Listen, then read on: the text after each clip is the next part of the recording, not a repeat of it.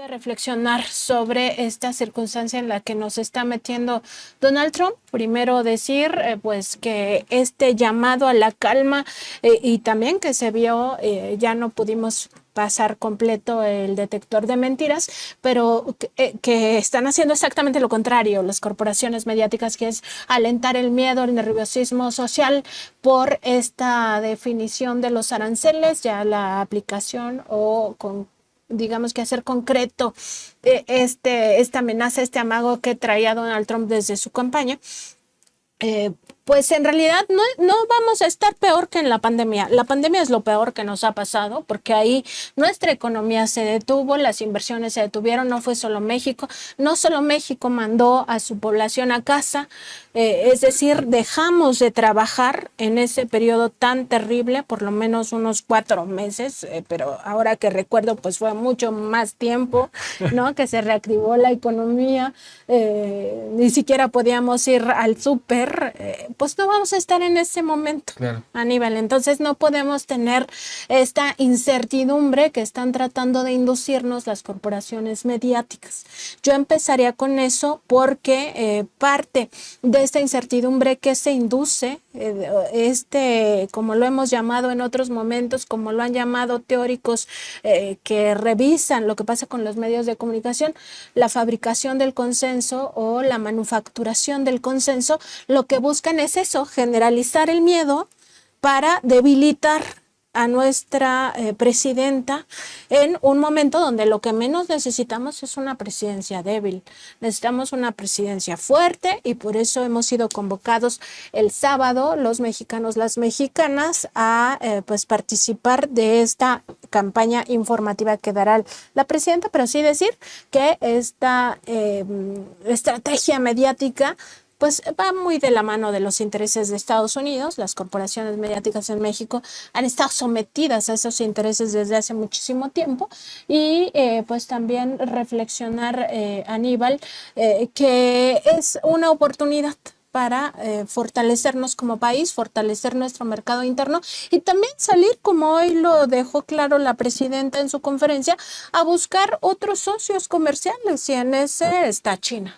¿Cómo Desde lo luego estás que sí. viendo, Aníbal? China, América Latina, India, Asia, Europa, o sea, la cantidad de posibilidades que tiene esto que está sucediendo Los es BRICS. bastante amplia, no hablando solamente de esto, sino de bloques, ¿no? Que eso es lo que sucedió y que nos retrae también el tema histórico, porque en algún momento, hacia finales de los 60, ya en la década de los 70, un banco de inversión en Estados Unidos propuso crear un mercado energético común en América del Norte. Esa fue la idea primigenia del Tratado de Libre Comercio que se concreta en 1994, en donde pues ya teníamos el fin de la Guerra Fría desde 1989, la caída de la URSS posteriormente, 2 años después, en fin, se instituye el Tratado de Libre Comercio a partir de ese momento histórico en el que Estados Unidos pretendió la unipolaridad, que le duró bastante poco, menos de 10 años fue lo que duró este proceso unipolar, y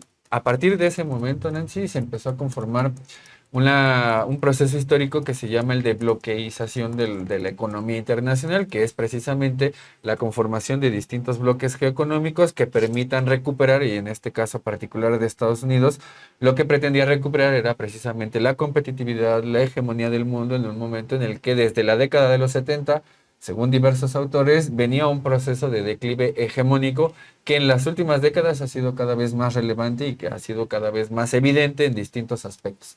Entonces, a partir de eso viene esa instauración de los bloques económicos, geoeconómicos también, y desde luego que una de la conformación de los bloques más importantes que le disputan no solamente la economía, la política, la sociedad, la cultura misma también, es el de los bloques de los BRICS, que fue conformado por Brasil, por Rusia, por India, por China, y que en los últimos 5 años, para no ir tan atrás, porque además así fue, ¿no? Se fueron agregando otro tipo de países y se ha ido extendiendo este bloque, particularmente hacia Medio Oriente, que es donde además conecta con lo que estábamos hablando en este momento.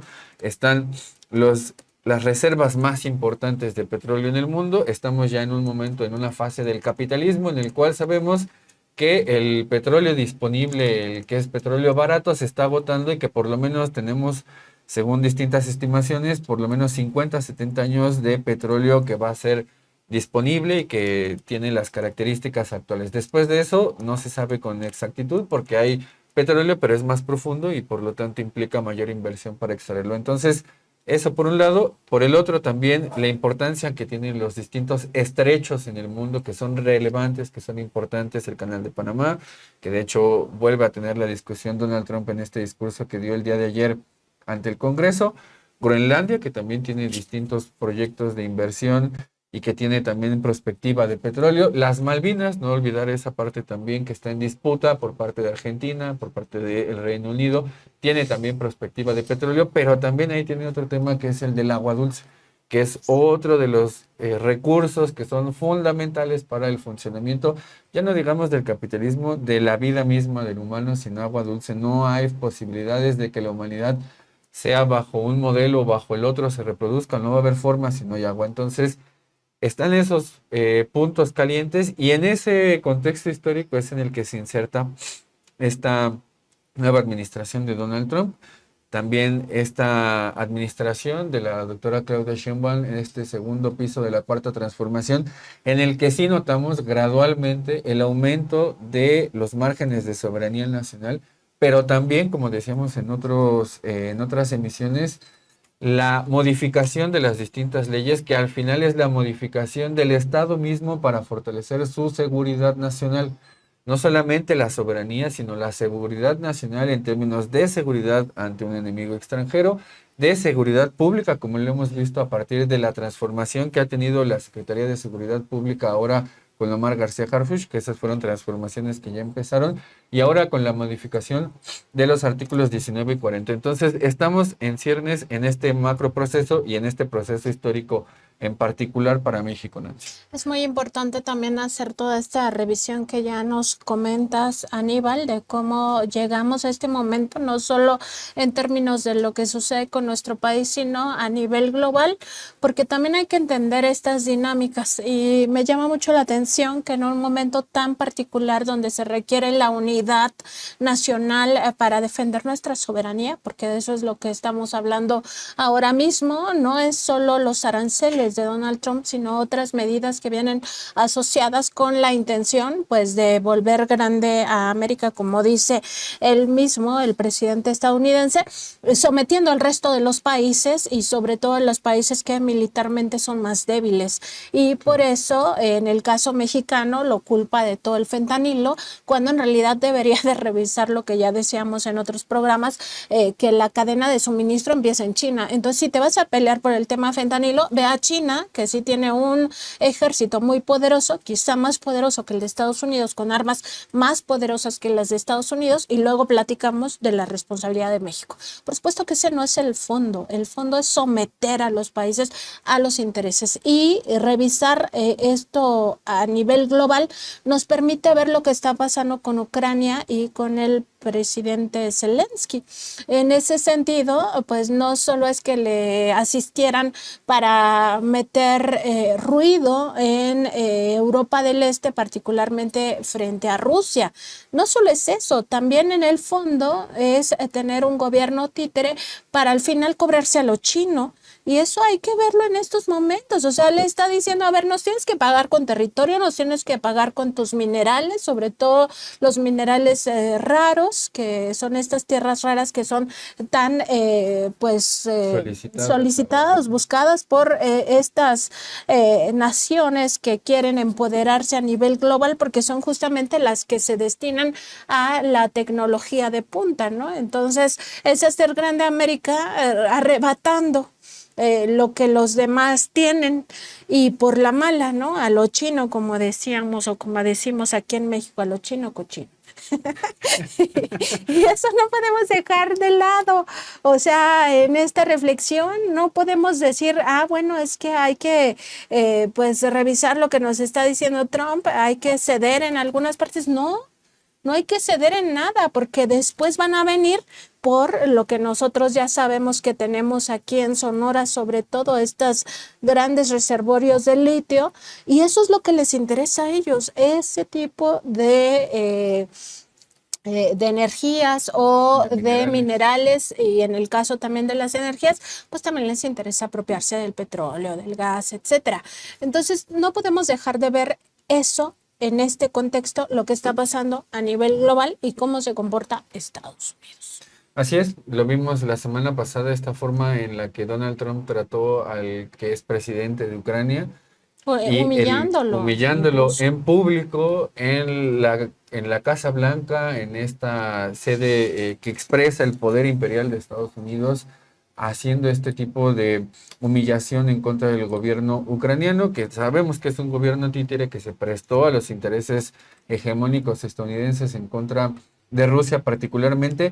Pero esto que mencionas, la forma en la que se cobra, la forma en la que se va a plantear la reconstrucción del país a partir de lo que ha sucedido con esta guerra desde 2022, cuando estalla, si no estoy mal, creo que fue en febrero del 2022, y van por estos tipos de recursos. Entonces, hay otro autor, Michel Tekler, que escribió un libro hace bastante tiempo en donde decía en sus conclusiones, nos vamos a pelear por recursos porque se están agotando, y el capitalismo, en la forma en la que se ha construido, en la forma en la que ha avanzado históricamente, ha sido guerras por recursos. Entonces, estamos en ese proceso histórico, y a mí sí me gustaría no dejar de lado el tema de que hubo una visión clara desde la década de los 90 por distintos intelectuales mexicanos que eran intelectuales de izquierda, que eran intelectuales comprometidos, en los que cuando se estaba vendiendo la petroquímica en México, en la década de los 90, en 1996, el único país que dividió la petroquímica en básica, secundaria y terciaria, eso no existe en ningún otro país.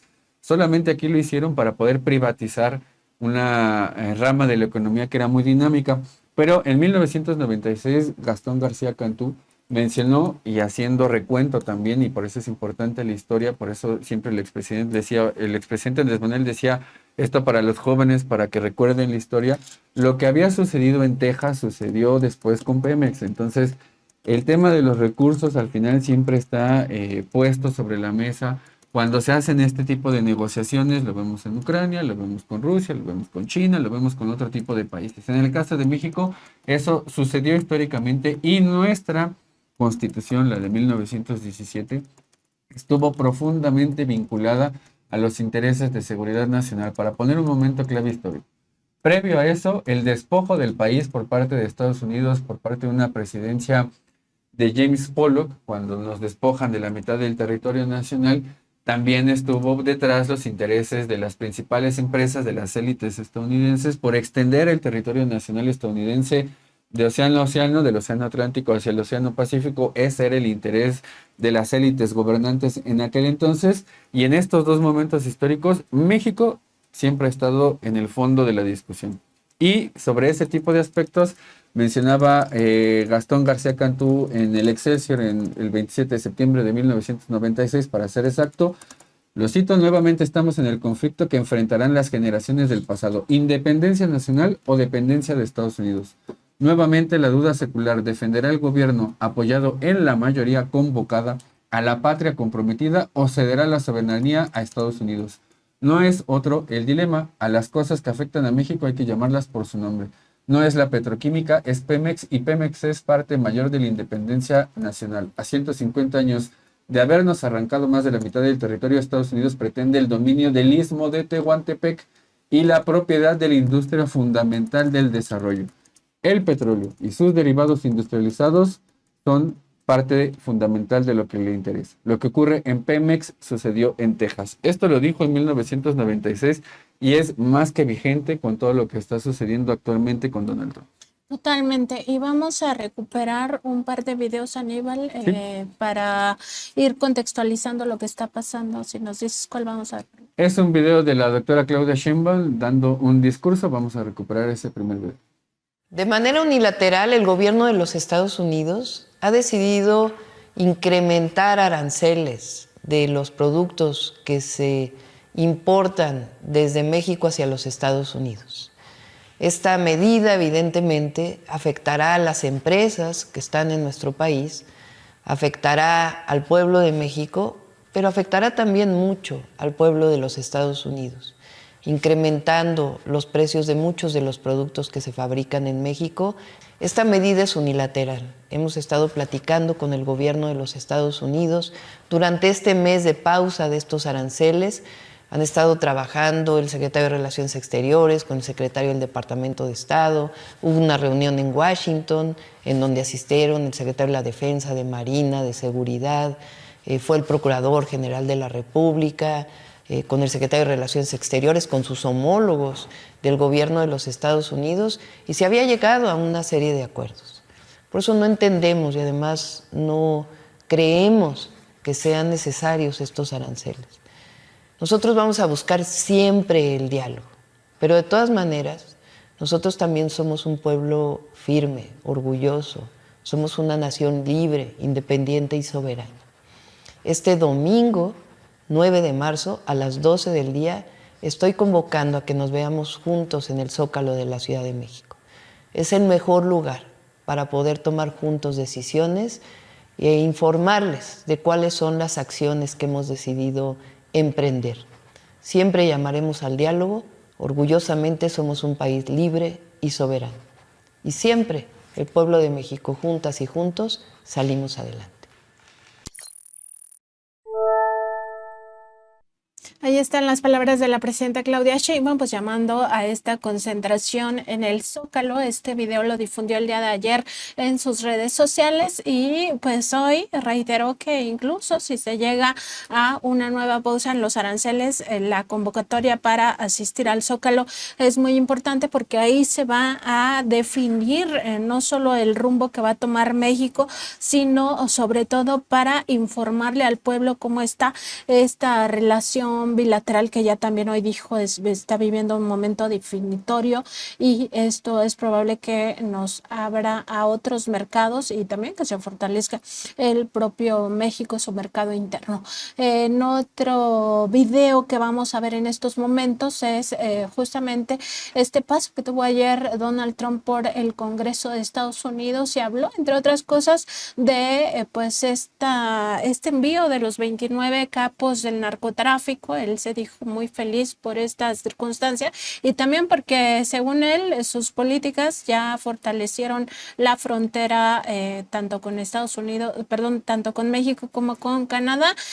Nada dijo, por supuesto, de que esto ha sido acorde con la cooperación también de nuestro país para que esto se vaya fortaleciendo, porque pues lo que él quiere es decir que él es el centro del universo y que él es el que está logrando todo esto, como si nadie más cooperara para que esto fuera posible. Pero bueno, vamos a recuperar parte de lo que dijo ayer en el Congreso.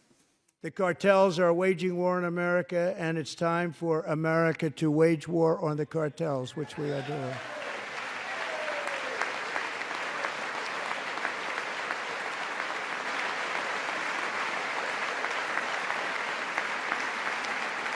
Five nights ago, Mexican authorities, because of our tariff policies being imposed on them, think of this, handed over to us 29 of the biggest cartel leaders in their country. That has never happened before. They want to make us happy.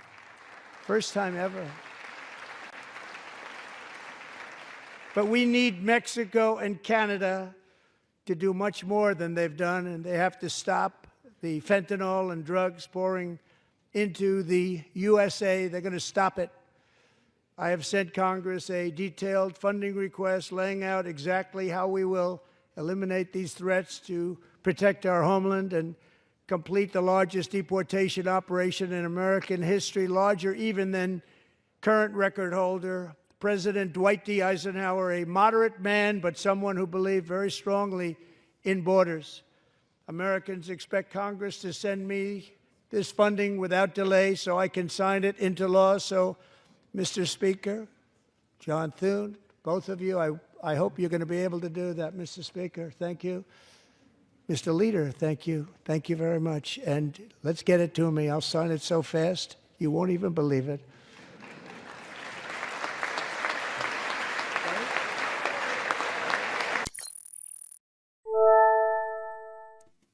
Hay esta recuperación de un fragmento de este discurso que dio ayer en el Congreso de Estados Unidos el presidente Donald Trump, hablando sobre pues esta entrega de los 29 que fueron enviados del gobierno de México hacia Estados Unidos. Hizo también otro tipo de referencias a otro tema que ha estado también en discusión, el tema de la llegada del fentanilo, el tema de los migrantes.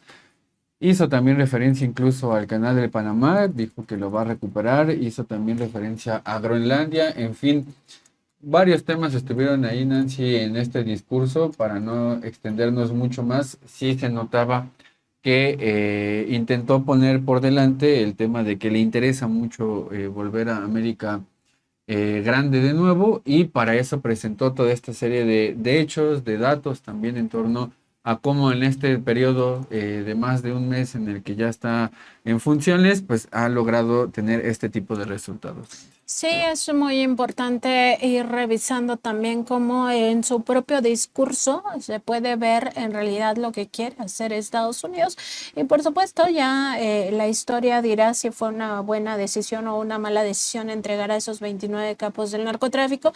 También decir que había una situación muy particular en nuestro propio país, además de, por supuesto, la presión que viene desde Estados Unidos, pues el Poder Judicial totalmente corrompido, ¿no? Que iba a liberar incluso a algunos de ellos, que ya a lo largo de todo este periodo ha estado liberando a criminales, pero bueno, también lleva su componente ahí de que Donald Trump ahora es él, ¿no? O como si se hubieran enviado por sí solos y por qué los llamó con su mente, entonces llegaron ahí fortuitamente los capos del narcotráfico, ¿no? Pues ya el propio tiempo nos irá haciendo ese juicio, o la sociedad, ¿no? El juicio de la historia sobre esta entrega de los 29 capos se entiende en un contexto mucho más amplio por qué se tomó esta decisión, incluyendo el factor poder judicial corrupto en nuestro país. Pues no sé si quieres cerrar con algo, Aníbal. Pues solamente esta última reflexión que haces en torno al juicio de la historia, no hay que olvidar esta otra parte también del gobierno mexicano, la condición en la que estábamos, el hecho de que se tenía información, y lo volvió a decir la presidenta Claudia Sheinbaum el día de hoy, se tenía información de que iban a liberar a varios de estos campos. Entonces también esa decisión fue tomada bajo esas circunstancias y por eso se envían a Estados Unidos. No es algo, no es un triunfo de Donald Trump, es la cooperación, la existencia de este diálogo permanente, y eso es lo que está buscando México ante esta nueva administración Donald Trump.